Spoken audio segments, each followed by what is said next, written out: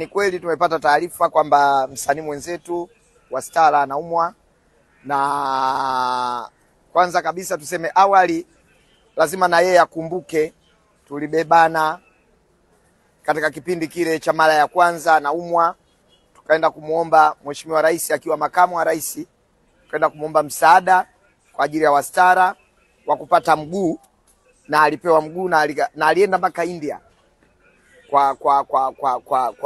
kwa kwenda matibabu, na Mheshimiwa Rais akiwa makamu wa rais kipindi kile alimhudumia, na ile hali imejirudia tena sasa hivi. Anasema tunaambiwa tumbo limevimba, lakini ilikuwa sio vyema sana kwanza kuwalalamikia wasanii wenzake.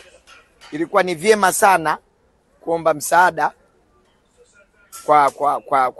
kwa watu ambao anadhani watamsaidia.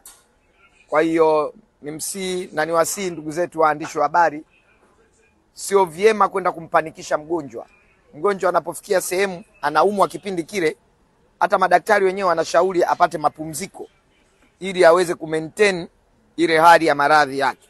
Tunapoanza kumfata mgonjwa yule tukaanza kumwambia nani ajaja, hata Steve Nyerere, mimi sio dokta. Na naomba nikiri hiyo, mimi ni mpambanaji tu, mhangaikaji tu, lofa tu, ambaye sitamani kuona aidha msanii mwenzangu, aidha jirani yangu, aidha Mtanzania mwenzangu anapitia magumu.